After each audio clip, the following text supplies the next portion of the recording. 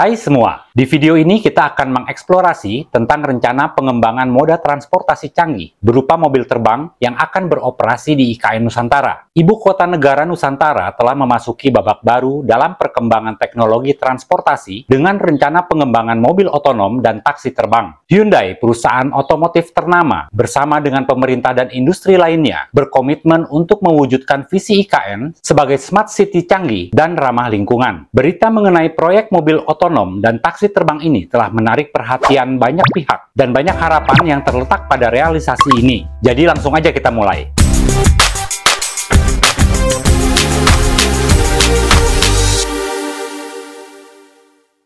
Ibu kota negara Nusantara akan menjadi ibu kota masa depan yang super canggih. Rencananya di IKN akan dilengkapi dengan kendaraan berupa mobil terbang. Selain itu, di IKN juga ada kendaraan listrik yang modern serta ramah lingkungan. Ibu kota negara masih dalam proses pembangunan dan akan menjadi kota yang memiliki peradaban baru di Indonesia yang modern, sekaligus ramah lingkungan serta minim karbon. Sebuah ibu kota yang terbangun dengan modern dan tetap menjaga kelestarian hutan di Kalimantan. Nantinya IKN menjadi pusat pemerintahan yang membanggakan karena dirancang dengan sangat menarik dan menampakkan wajah Indonesia di mata dunia internasional. Deputi Bidang Transformasi Hijau dan Digital Otorita Ibu Kota Nusantara, Muhammad Ali Brawi, menyatakan bahwa Kepala Otorita Ibu Kota Nusantara, Bambang Susantono, dan Hyundai Motor Group menandatangani nota kesepahaman atau MOU untuk bekerja sama membangun ekosistem mobilitas cerdas atau Advanced Air Mobility di Indonesia. Nantinya, mobil terbang akan diuji coba di IKN pada tahun 2024.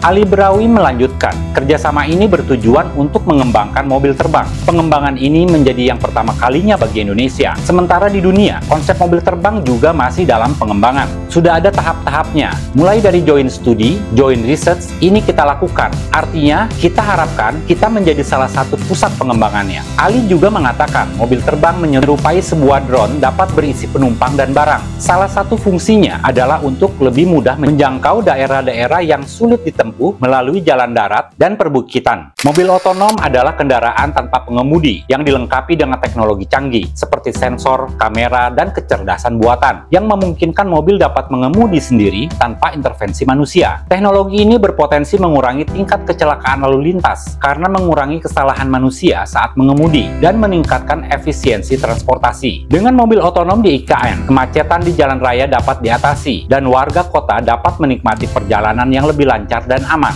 Selain itu, kehadiran mobil otonom juga berkontribusi pada pengurangan emisi gas rumah kaca karena mobil ini menggunakan sumber energi yang lebih bersahabat lingkungan. Kami sudah berbicara bagaimana tahun depan sudah ada showcase atau proof of concept bagaimana mobil otonom atau autonomous vehicle dapat diuji cobakan di Sumbu Kebangsaan, ujar Muhammad Ali Brawi, dilansir Antara pada Selasa 1 Agustus kemarin. Ali menambahkan, selain menguji coba mobil otonom, Otorita IKN berencana menguji coba taksi terbang atau mobil terbang sebagai bagian dari upaya membangun ekosistem mobilitas cerdas. Konsep mobil terbang telah menjadi impian banyak orang selama beberapa dekade. Dengan perkembangan teknologi penerbangan dan otonom, impian ini semakin mendekati kenyataan. Mobil terbang akan memungkinkan orang untuk bepergian dengan cepat dan efisien melalui udara, menghindari kemacetan dan rute jalan yang padat. Keuntungan dari mobil terbang adalah waktu tempuh yang lebih singkat dan kemampuan mencapai tujuan yang sulit dijangkau dengan transportasi darat. Ini akan memberikan aksesibilitas yang lebih baik bagi warga IKN dan meningkatkan konektivitas kota.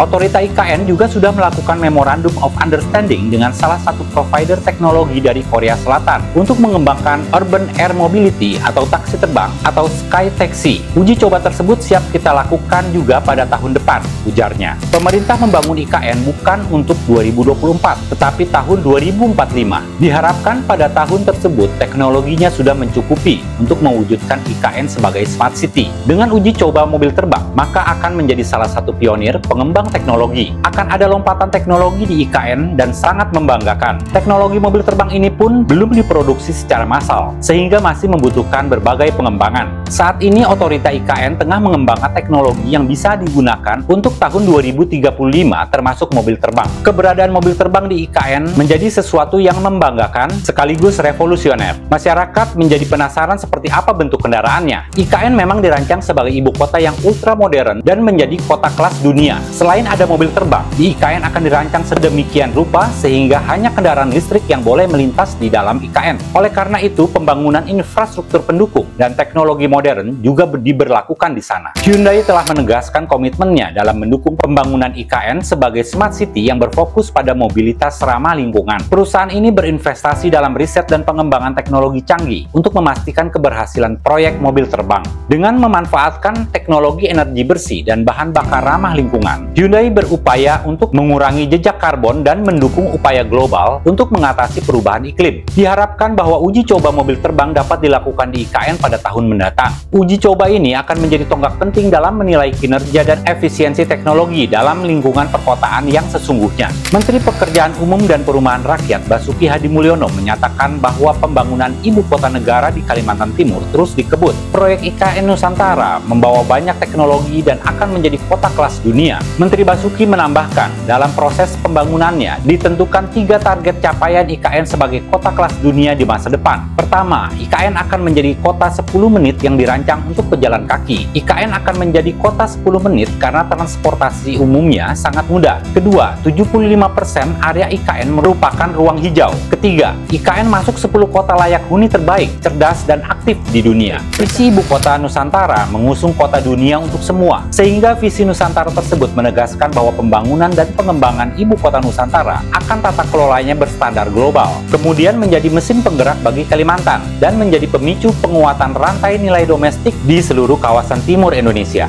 Ibu Kota Nusantara di tengah Indonesia akan menempatkan Indonesia dalam posisi yang lebih strategis dalam jalur perdagangan dunia, aliran investasi, dan inovasi teknologi. Selain itu, Ibu Kota Nusantara juga akan menjadi percontohan bagi pengembangan kota yang hijau dan berkelanjutan yang didorong oleh penerapan teknologi terkini. Demikian informasi yang dapat disampaikan. Dengan dukungan penuh dari pemerintah, industri, dan masyarakat, Ibu Kota Negara Nusantara berpotensi menjadi model smart city yang inovatif dan berkelanjutan di tingkat internasional. Terima kasih sudah menonton. Jangan lupa like, share, dan subscribe agar tetap mendapatkan info menarik lainnya di video selanjutnya. Tetap semangat, tetap update, dan tetap sukses!